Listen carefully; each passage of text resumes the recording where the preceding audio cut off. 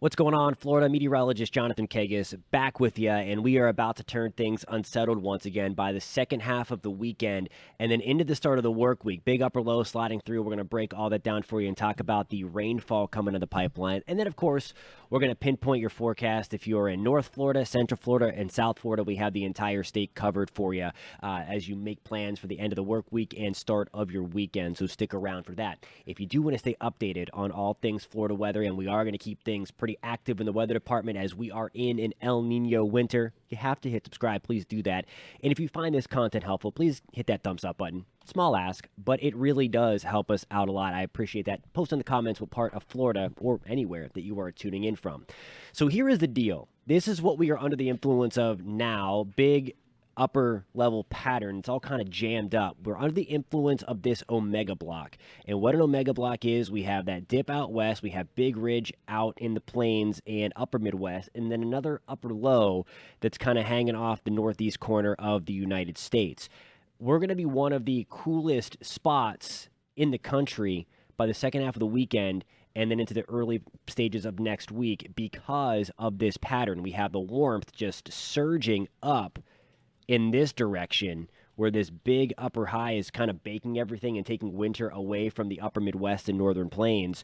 And then we are going to see this little guy work its way in that direction. Now that I have lines everywhere for my telestration, we are going to go forward in here, and I'll show you what I'm talking about. So this little upper low, this little appendage, works through the deep south on Sunday, and that helps to increase moisture and our rain chances. I'll show you the actual model itself and then the rainfall amounts coming up shortly here. But I wanted to tell the story of why we are going to be so unsettled Sunday and then really Monday. It's going to be gray and kind of cool and raw out there.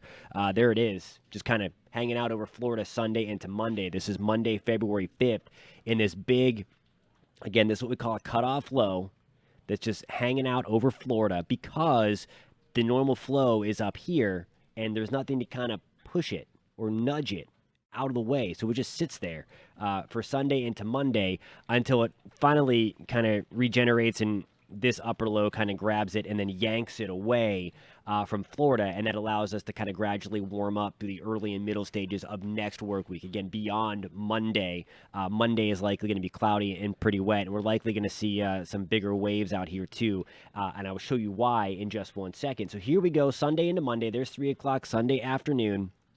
If you are planning on watching the Pro Bowl or going to the Pro Bowl, which of course is in Orlando, it's going to be another wet one. We've had it 5 times in Orlando.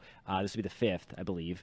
And it's rained pretty steadily 2 out of the 4 that we've already had. It's dry the last 2, but we have rain coming down the pipeline. Again, for Sunday afternoon, there is 3 o'clock.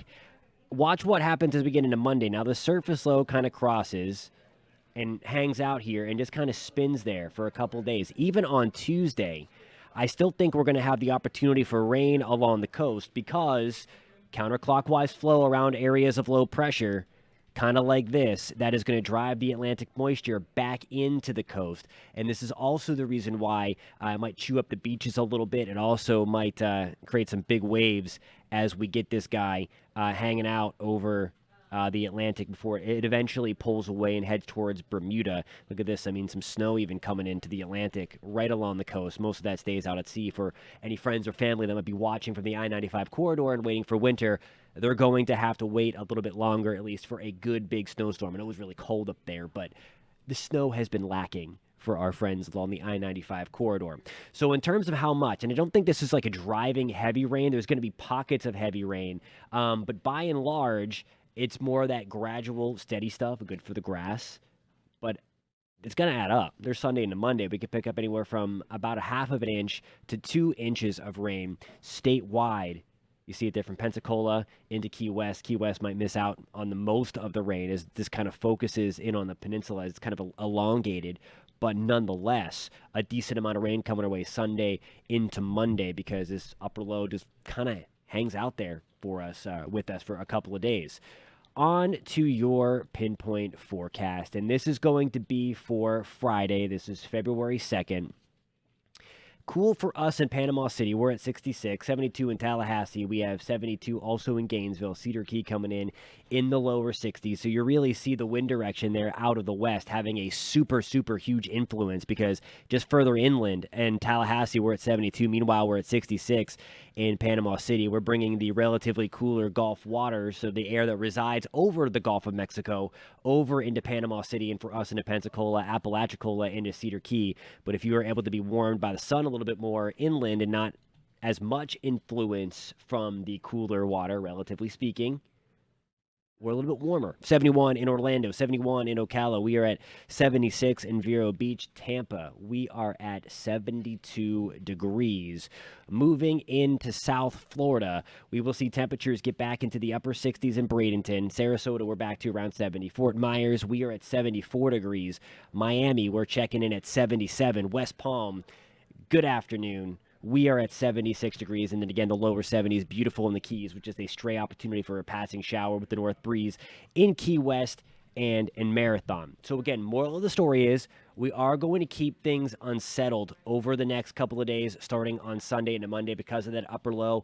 I do think then gradually we are going to break out of this kind of unsettled pattern again. Towards the middle of the week, we're going to do the same theme that we've been doing a lot so far this winter in Florida. These ups and downs going to continue with these fronts and bigger systems coming through and then rebounding in the temperature department early next week.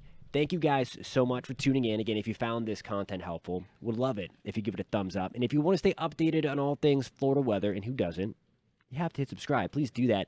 And again, I'd love to know where you're tuning in from. Post in the comments for me, and we will catch you next time.